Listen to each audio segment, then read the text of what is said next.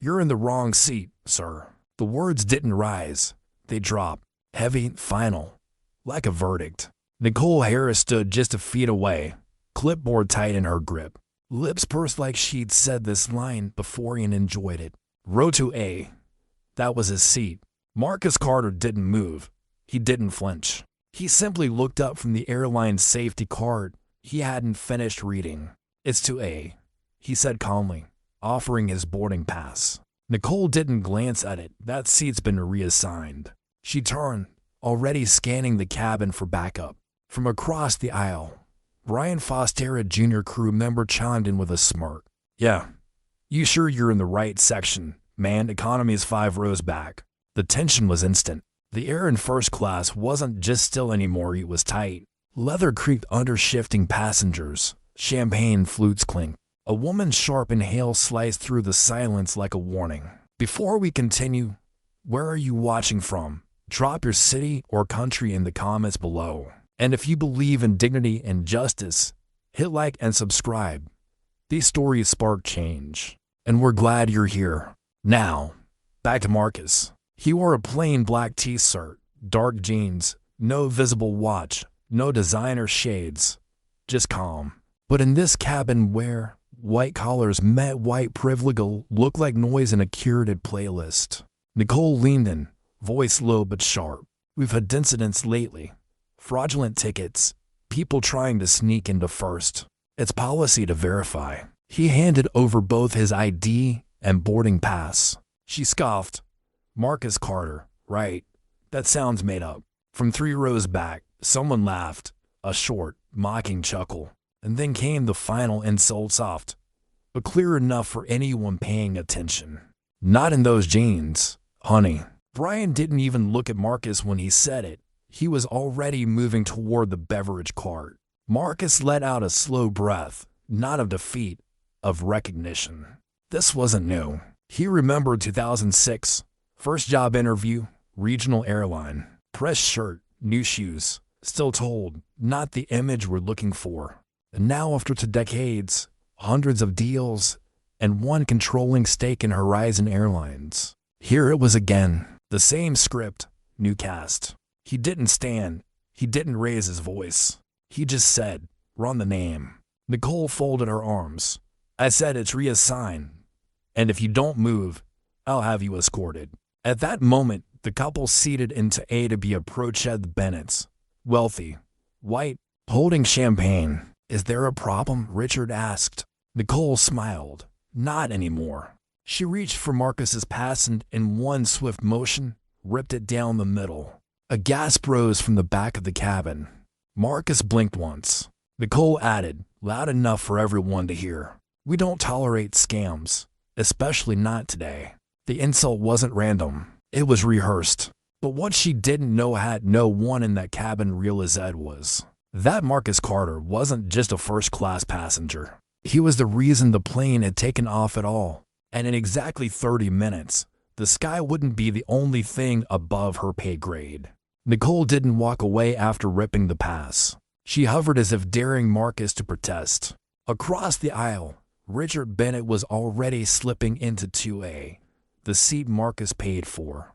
He adjusted his cufflinks like a man settling into privilege. Laura Bennett followed, her silk scarf fluttering like a flag over stolen land. Nicole turned to Brian. "Escort him to coach, or off the plane. Your call." Brian grinned, gladly. But just as he stepped forward, a voice cracked through the aisle. Waitha's ticket scanned green. Heads turned. Mia Lang, the youngest crew member, barely out of training, stood frozen near the galley. She didn't raise her voice. She didn't even move. But the weight of her words shifted something. Brian spun toward her. "What?" Mia blinked. I saw it." He scanned and like everyone else. Nicole's tone dropped cold. "Stay in your lane, Mia." Passengers murmured. A man in 3C leaned out. "This doesn't feel right." Another, 2 rows behind, muttered. "He's just sitting there, not even arguing." Marcus still hadn't moved. He sat upright, calm, both hands folded on his lap. Not defiant or deliberate.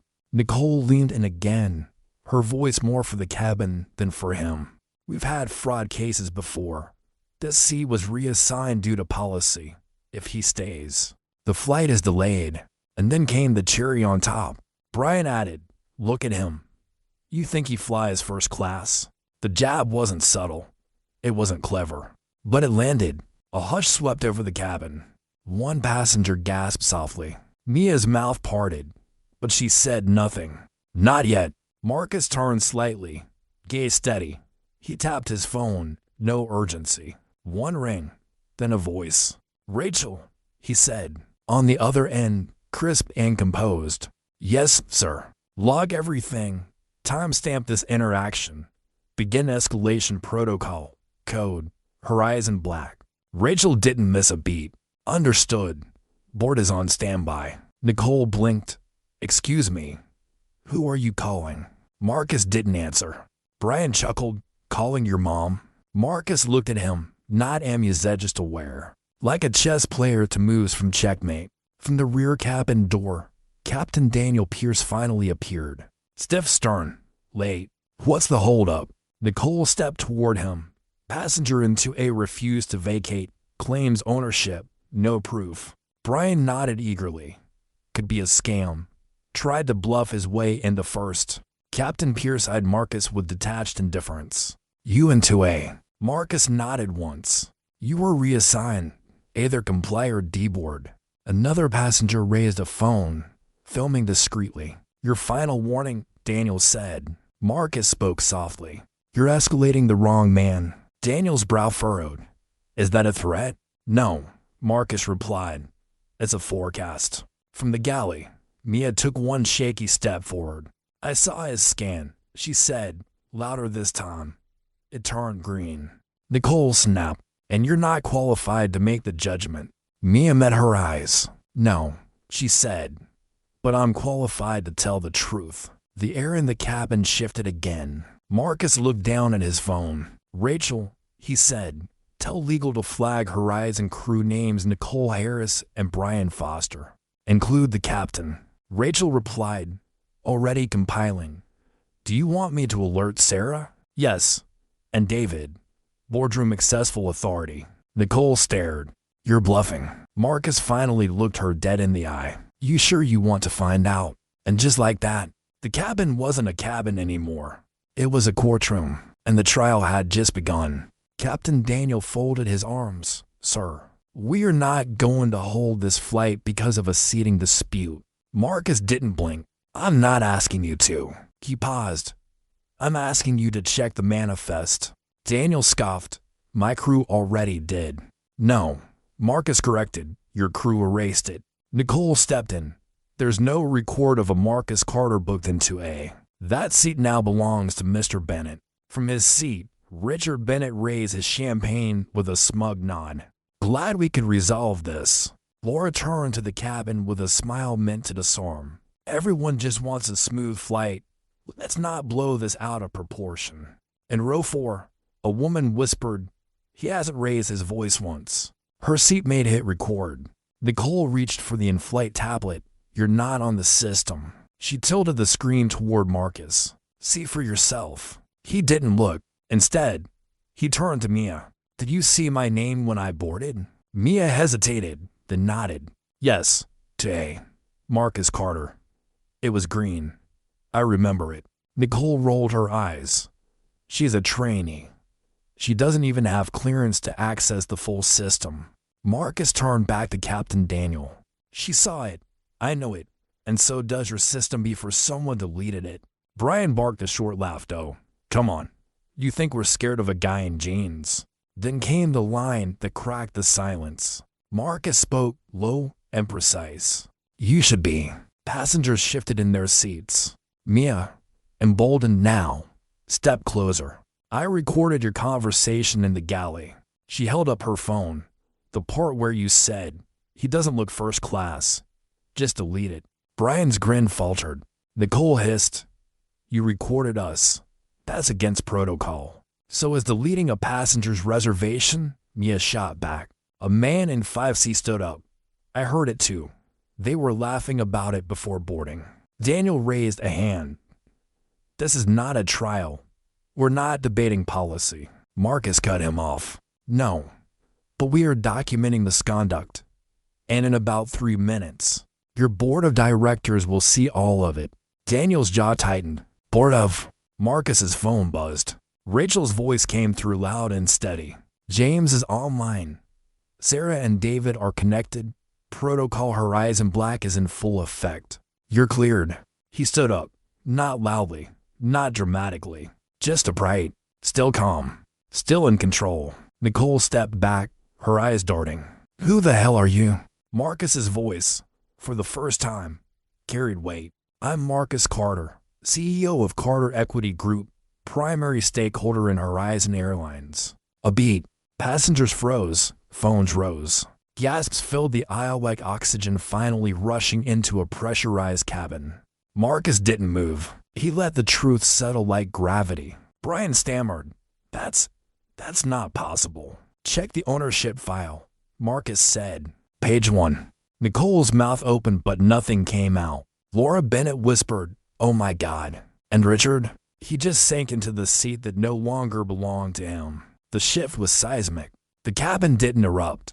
It turned from discomfort to recognition, from doubt to outrage. And suddenly, the man in the plain black t-shirt wasn't the odd one out. He was the only one who'd been right all along. Nicole stood frozen.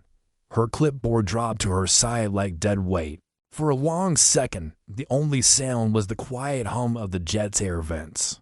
Then Brian whispered, he's bluffing. Marcus didn't even look at him. He turned to Captain Daniel instead. You heard Rachel. The board's live. The audit logs are active. Keep going. Daniel's jaw clenched. Audit logs. Marcus nodded once. Every decision you made in the last 10 minutes was reassigned. Who was removed? Who said what has been captured? Nicole snapped out of her daze. No one gave you authority to pull system logs. You're right, Marcus replied.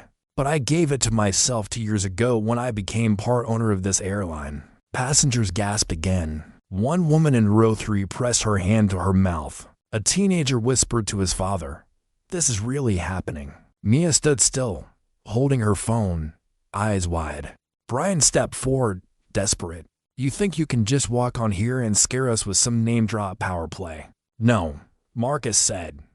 I walked on here with a first-class ticket. You're the one who tried to erase me. Nicole scoffed, but her voice cracked. So what now? You going to fire us mid-flight? Marcus looked at her evenly. Depends. Are you going to keep talking? From the front of the cabin, Daniel cleared his throat. I suggest we continue with departure. The seat has been compromised, yes. But we can resolve this in flight. But the cabin no longer belonged to him. It belonged to witnesses. Phones were raised. Eyes locked in. And then it happened. Emma Larson, a passenger in row 4, stood up with her phone raised. I've been recording since you ripped his pass, she said to Nicole. Her voice wasn't loud, but it cut like wire. This whole time, I thought you were following some protocol. Now I see it was just bias. Michael Grant stood beside her. He didn't raise his voice once. You treated him like a criminal. Another voice joined. He showed you his ticket. You tore it up. Nicole's face turned red. Captain Daniel looked down the aisle as if searching for an exit that didn't exist. Richard Bennett muttered something inaudible. Laura placed her champagne glass down slowly, as if suddenly unsure she had the right to hold it. Then came the final strike. Rachel's voice returned through Marcus's earpiece. Confirmation. System logs show manual deletion of Marcus Carter's seat. By crew ID and Harris at 5:49 p.m. System flags override as unauthorized. Marcus didn't smile. He didn't gloat. He simply turned to Nicole. Care to explain that? Nicole didn't answer.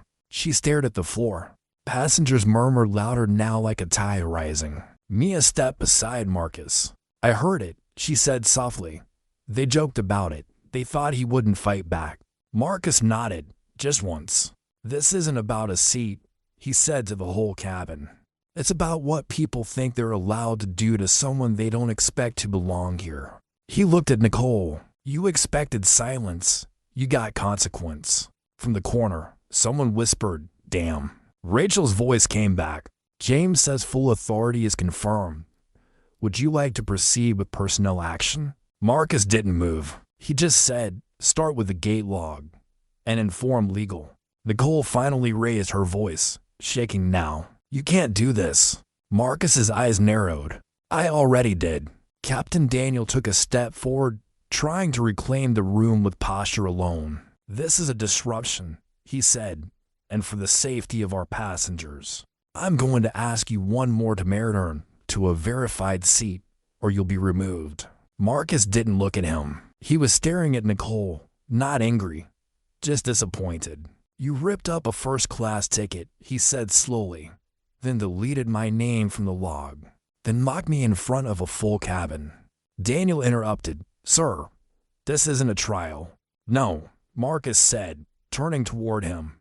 This is an intervention. Passengers stirred again. Emma spoke up, louder now. You keep calling it safety and procedure, but no one's unsafe here. No one but your crew's pride. Nicole snapped, voice shrill. He's turning this into a scene. You made the scene, Mia countered. You just didn't expect the lights to stay on. Murmurs rose again. Brian folded his arms tighter. Richard Bennett leaned away from his seat as if it had become radioactive. Marcus stepped into the island not to leave, to stand, to be seen. He looked around the cabin, each row, each face, each phone. I bought into this airline, he said, because I believed in excellence, not just comfort, not just speed, but dignity. Nicole muttered, save the speech. But she was outnumbered now, by more than just phones, by witnesses. Passengers weren't just recording anymore. They were responding. A woman into D raised her voice. I travel for business twice a week. I've never seen someone treated like this. A man in one seat added, you called the man a fraud, and didn't even check the system. Another, you erased him, like he didn't matter. Daniel tried again. Sir, I have to insist. But Marcus held up a finger. Not angry, just firm. You've made 5 decisions, he said, locking eyes with the captain. All wrong. All recorded. All under review. You don't get a 6th. Then Rachel's voice came through again, this time with steel in it. David confirms board override authority per company charter clause 3.7. You may initiate personnel action immediately.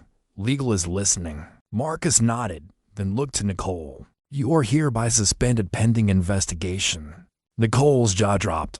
Brian stepped forward. You can't. Marcus turned to him. You too. Suspended. Same grounds. Then to Daniel. Captain Pierce. You failed to ensure passenger protection and escalated bias instead of correcting it. I recommend you remove yourself from the flight deck immediately. Daniel's face flushed. You have no. I have board approval and a mandate. He turned toward the front. Mia, please inform ground staff we need 3 replacements. An alert dispatch this flight is being reassigned. Mia blinked. Yes, sir. That sir didn't come from fear. It came from clarity. Nicole took a shaky step back. You've ruined this flight.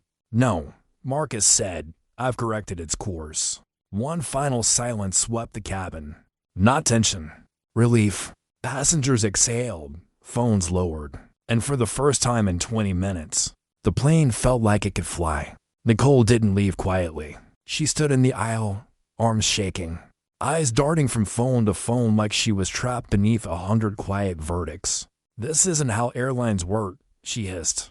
This isn't how protocol works. Marcus tilted his head, just slightly. Maybe the protocol's broken. Behind him, Brian muttered something about launders, but his voice didn't land. Nothing he said would, not anymore. Daniel, the captain who once towered over the aisle, now looked like a man trying to shrink inside his own uniform. Fine, he said stiffly. I'll notify the gate, but let the record show. I acted in the interest of time and order. Marcus raised an eyebrow. Order built on a razor isn't order. It's theater. From row 5, Michael Grant added, and bow they cast. A few chuckles rippled through the cabin, not Lauderelli's. The kind that follows too much pressure, too much silence. Nicole turned to Mia, venom in her eyes. You think this little stunt will get you promoted? Mia didn't flinch. I think the truth promotes itself. Nicole's lips parted, but the fight was already gone. She walked past Marcus without another word, brushing his shoulder with just enough pressure to say, "I still don't respect you." He didn't move. As she stepped toward the galley, someone in the back whispered, "This is what accountability looks like." Then came the sound. 3 short buzzes over the cabin PA. The ground team was on the line. Mia picked up the handset. "This is Flight 327. We need 3 crew replacements. Immediate removal of Harris, Foster, and Pierce. Board authorization confirmed." She paused, then added, Yes, that Marcus Carter." The silence afterward wasn't awkward.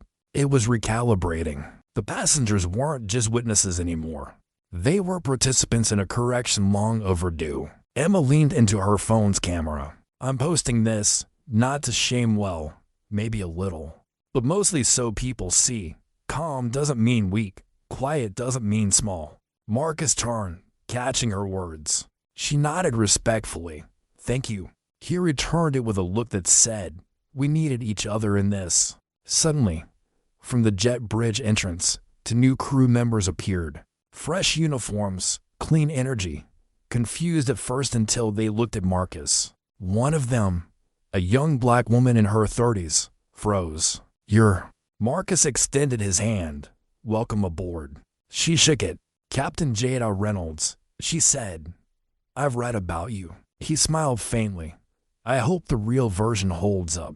Jada looked around, the cabin phone still raised, passengers watching. She turned to Mia. "Let's reset this flight." Mia nodded. Captain Reynolds faced the passengers, voice clear, steady. "Ladies and gentlemen, we apologize for the earlier disruption. This flight is now under new supervision. Our priority moving forward is dignity, safety, and accountability." And Yesmer Carter will be seated into a... Applause broke out, not thunderous, but certain. Richard Bennett, still in the seat, rose silently. He didn't apologize. He didn't need to. His silence was its own confession. As Marcus reclaimed to A, Rachel's voice echoed softly through his earpiece. "Board's proud. Legal's drafting a statement. The footage is already circulating." Marcus adjusted his seat, calm returning to his frame. He looked out the window, and for the first time that day, the sky looked honest. Marcus leaned back into 2A, his rightful seat now reclaimed not by force, but by fact. The leather felt no different, but the air around it had changed. What was once thick with assumption was now charged with clarity. Captain Jada Reynolds gave a quick nod from the cockpit entrance, then disappeared inside with quiet command. Brian Foster lingered near the galley, unsure of where to stand or hide. His badge had already been deactivated, but his ego hadn't caught up. Nicole sat slumped near the exit door, arms crossed, legs shaking with unreleased fury. Every second she stayed was a second the cabin remembered what she did. And then came the announcement. Not the official one, not from the cockpit, from seat 3D. A little girl, no older than 8, tugged her mom's sleeve and asked, "Why did they treat him like that?" The question cut through the silence more than any suspension ever could. Her mom, eyes still red from watching it all unfold, leaned down and whispered, "Because some people think power looks a certain way." The girl glanced toward Marcus, but he didn't yell. He just fixed it. "Exactly." A few rows back, Emma Larson caught the moment on her phone, whispering to her viewers, This is what it looks like when the tables turn, and no one has to flip them." Michael Grant added, "He didn't shout. He didn't threaten. He just knew who he was, and that was enough." Brian shuffled toward Nicole, muttering, "We're gonna sue. He can't do this." Nicole didn't answer, because deep down, even she knew could, and he just did. A chime rang through the overhead system. Pre-flight procedures resumed. Flight attendants knew ones began moving down the aisles, checking seat belts, passing warm towels. But no one was focused on amenities anymore. They were watching him. Marcus opened his tablet, not to scroll, to write. His fingers hovered before typing. Sometimes justice doesn't come in courtrooms or headlines. Sometimes it walks down an airplane aisle and silencing still changes everything. Rachel buzzed through his AirPods. So she'll just confirm. We're trending. Every clip from that cabin has gone viral. Horizon shift is everywhere. Marcus exhaled. Expected. Do you want us to release a statement? No. He replied. Let the silence speak for a minute. From the far end of the cabin, a voice called out. It was Mia. Mr. Carter, she said, walking down the aisle nervously. May I say something? He looked up. Of course. She paused. I'm sorry for what happened. You didn't cause it, he said. No, she replied. But I was trained to ignore it. That landed harder than any insult Nicole had thrown. A truth wrapped in regret. I froze at first, Mia added, because they always say don't interfere. But then I thought, what if that silence is the system? Marcus nodded. It usually is. She smiled, small but real. I won't be silent next time. You weren't this time, Marcus said, and that's what made the difference. She nodded, returning to the galley with shoulders straighter than when she came in. Then, as the final boarding door sealed shut, as the engines hummed with anticipation, a final message came through Marcus's screen. It was from James, the board chair. You didn't just save a flight. You saved the brand. Marcus didn't reply. He didn't need to. He already said everything, just by staying seated. The plane began its slow taxi toward the runway. Outside, the lights of the tarmac blurred like streaks of unspoken tension. Inside, everything had changed. Not the seats, not the menu, not the fancy towel service, but the truth. It had walked the aisle and silencing stayed. Marcus fastened his seatbelt. His posture was still, but his mind was moving. Across the aisle, a man in business attire leaned over and whispered, I've flown Horizon for 12 years. Never seen anything like this. Marcus turned. Me either. The man offered his hand. Aaron, legal consultant. Marcus shook it. Aaron added, I teach my clients, power doesn't need volume. It needs receipts. You came with both. Marcus smiled slightly. That's the only way change travels safely. From the back, a ripple of claps stirred, not loud, not showy, just passengers acknowledging a shift in gravity. Emma was already uploading her final clip. What happens when dignity wears denim? It gets questioned. What happens when it answers back? The system gets rerouted. Hashtags poured in. Boarding Willow Black. He owns Sterling. Silent power. Even passengers in coach, who'd heard only fragments of what happened, began whispering. That's the guy. The one they tried to kick out. CEO or something? No, he's the CEO. Up front, Captain Reynolds' voice came through the intercom. Ladies and gentlemen, this is your captain. Thank you for your patience today. We're clear for takeoff. This flight will be smooth, direct, and run with the respect every passenger deserves. Applause again, fuller this time. And then, just before wheels lifted from runway to ADAR, Marcus closed his eyes. Not to rest, to replay. He remembered 2011, a flight to Atlanta. He was wearing his first tailored suit, briefcase in hand, still told, this section's reserved, sir. He moved then. He complied, and it aided him for a decade. But not today. Not anymore. This time, he stayed seated. He existed, in full view, and they moved around him. The jet surged forward. Gravity pressed him into the seat. But for the first time in 20 years, he didn't feel held down. He felt lifted. At 31,000 feet, the Wi-Fi pinged online. Rachel's voice came through once more. You've got a message from Darnell Simmons. Says he's watched the footage 5 times already. Marcus chuckled. Tell him he still owes me dinner. Already did. He says any city, any steakhouse. Just bring that energy. Another message blinked on screen. This time, from the Department of Transportation. Not an inquiry, a congratulation. A note of appreciation for enforcing ethical compliance in air with restraint, poise, and exemplary leadership. Marcus didn't respond. He flagged it, then forwarded it to legal. Build something around this, he said quietly. Not for MEFR policy. He wasn't looking for a headline. He was rewriting the manual. From to his seat looked exactly the same. But it wasn't just a seat anymore. It was a reminder. You don't have to yell to shift the ground beneath their feet. Sometimes, you just have to sit still long enough for the truth to catch up. Outside the window, clouds passed like pages of a book he'd read too many times. Below him, cities twinkled, unaware that in a cabin above them, a shift had taken place, a silent but seismic rearrangement of dignity, power, and perception. Marcus sat with his tablet open, not working, just watching. Watching the timeline flood. Watching faces he'd never met say his name like it meant something beyond ownership. It meant presence. It meant proof. Across from him, a new attendant, Deshawn, young, nervous, browed a glass of bourbon.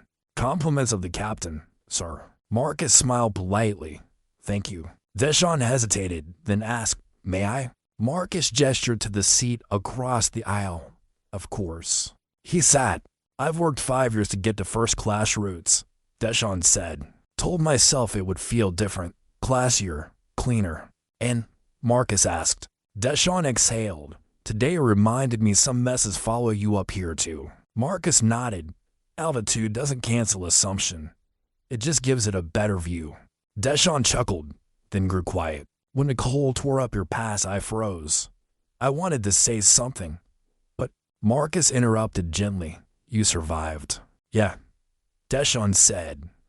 But survival shouldn't be the only thing we're trained for. That line lingered between them. Then Marcus leaned in. Change doesn't start when the cameras roll. It starts when people like you remember that silence is a system too. Deshawn looked at him with a mix of awe and regret. I won't forget next time. You already didn't, Marcus said. That's why you're sitting here. The chime rang again. Another message from Rachel. Update. Horizon stock just jumped 4.2%. Media outlets are calling it the flight that reset the sky. Board approved full internal investigation, and CNN wants an interview tonight. Marcus stared at the screen. He didn't smile. He just whispered, let them tell it. I'll stay in the sky. He closed the tablet, then glanced down the cabin.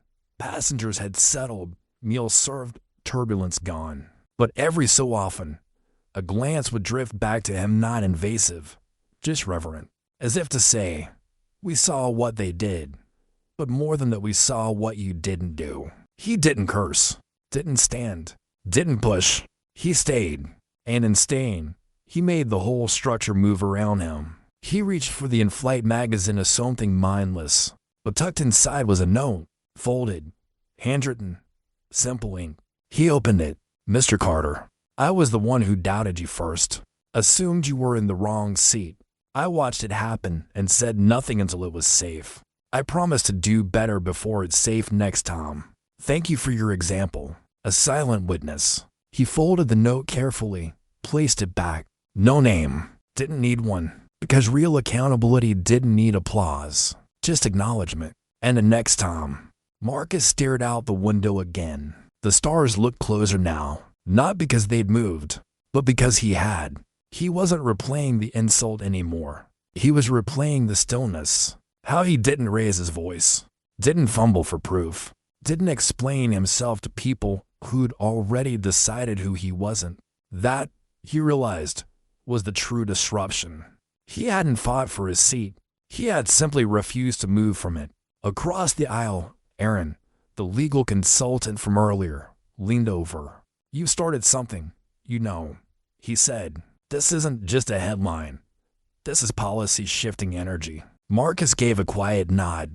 Good. Aaron continued, airlines have written hundreds of pages on turbulence, not on prejudice. Maybe now they'll have to. Marcus didn't reply immediately. He let the idea sit. Then, it's not about punishing the crew, he said. It's about retraining the altitude at which bias gets comfortable. Aaron let out a slow breath. Damn. You should write that down. Marcus smiled. Already lived it. Farther down the aisle, a flight attendant whispered to another. That's him. That's the CEO. No way. Yes way. He's the reason the airline didn't just lose its name tonight. In seat still empty lay the remnants of an unfinished champagne flute. Richard Bennett had never come back after takeoff. He'd requested to be reseated in coach, not because he was asked, because he understood, and that mattered more than any forced apology. Mia passed by, checking cabin lights. She paused at Marcus's row. "Everything good, Mr. Carter." He looked at her with the calm authority of someone who had already won but never needed the trophy. "Yes, Mia. Everything's finally flying level." She nodded, eyes glowing with a kind of reverence. Not for status, for steadiness. She leaned in slightly. "My dad watched the live stream. He said to tell you thank you for not raising your voice, because now we don't have to explain ours." That landed deep. Marcus looked away briefly, just enough to let the emotion clear. Then he said, "Tell him that's the point." A beat. "Then, tell him next time I'll save him a seat." Mia beamed, and as she walked away, Marcus finally leaned back, exhaled, and let the hum of the aircraft settle into a rhythm he could trust. He looked down the aisle. Not a single hostile glance remained. Not a whisper of suspicion. No checklist to prove his presence. Only respect. Or no, revealed. Because he had been enough the moment he sat down. He just waited long enough for everyone else to catch up. The cabin lights dimmed. A soft chime signaled descent was near. But no one slept. Not because of turbulence. Because something in the atmosphere had shifted beyond the physics of air. Something had settled. Marcus adjusted his seat slightly. Not from discomfort, but from anticipation. The kind of restlessness that comes after a quiet victory when silence is no longer a cage, but a choice. A new attendant approached with a sleek envelope. "This came through dispatch mid-flight," she said. "Marked urgent, delivered directly." Marcus opened it. Inside, a handwritten card on official Horizon Airline stationery. "Mr. Carter, we are ashamed of how today began, but deeply grateful for how you chose to end it. May we never again confuse a calm man with a powerless one. Sarah Winton, coup. No fanfare, no hashtags, just acknowledgement. The kind that matters more than press releases." He placed the card back into the envelope and slipped it into his leather folio. Across the aisle, Deshawn, still in uniform, but off-duty now, spoke softly. "I never saw someone win with stillness before." Marcus smiled. "Stillness isn't weakness, it's precision." Deshawn thought about that, then said, "My uncle used to say, you don't need to swing when you are already on the ring." Marcus nodded, amused. "Your uncle sounds like someone I'd invest in." Deshawn grinned, then turned serious again. "What happens next? I mean after this?" Marcus looked at him. "You mean for the crew?" "No," Deshawn said. "For us." Marcus paused. "For us," he repeated. "We build something, not from anger, from alignment. So the next time somebody gets arrested, there's already a seat waiting." Deshawn's eyes locked with his. "Can I be part of that?" Marcus didn't hesitate. "You already are." Outside, the clouds parted to reveal a city glowing in grid lines. Runways in perfect symmetry. Approach was cleared. Landing gear lowered. The voice of Captain Reynolds came through the PA. "Ladies and gentlemen, we're beginning our descent into Denver. Estimated landing time, 8:06 p.m. We'd like to thank you again for your patience, your presence, and for those who know your power." No one applauded, but everyone heard her. Marcus closed his eyes just briefly. Not to sleep, to pray. Not for revenge, for restoration. And for the generations boarding behind him, who'd inherit a sky that looked a little more like them, and a system that finally saw them coming. The wheels kissed the runway, not with violence, but with certainty. Passengers sat upright, seat belts clicked. A few glanced toward Marcus to gawk, not to applaud, but to witness. What had started as a humiliation had become a harvest. Captain Reynolds' voice came one last time. "We've landed safely. Please remain seated until the cabin door opens. And if you've learned anything on this flight, pass it on." The cabin chuckled, some even clapped.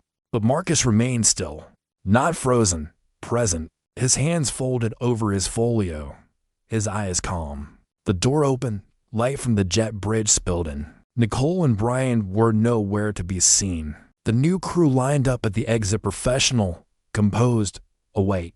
As Marcus stood, Deshawn offered to carry his bag. He declined. This time, Marcus said, "I want to feel the weight."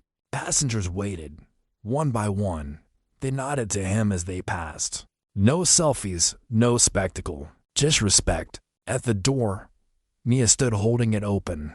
"I hope we fly together again, Mr. Carter." He paused. "You won't need me next time." She smiled. "I hope I do." Then, as he stepped into the jet bridge, a small boy in a hoodie tugged at his sleeve. His mother stood behind him, hesitant. The boy said, "Are you the guy they tried to kick out?" Marcus looked down. "I am." The boy stared, wide-eyed. "Did you yell at them?" Marcus knelt. Eye level. "No," he said. "I didn't have to." The boy thought, "Why not?" Marcus smiled. "Because I knew who I was, even when they didn't." The boy nodded like it made perfect sense. And that was it. Marcus walked on. No cameras, no lights. Just footsteps echoing against the tunnel walls, steady and earned.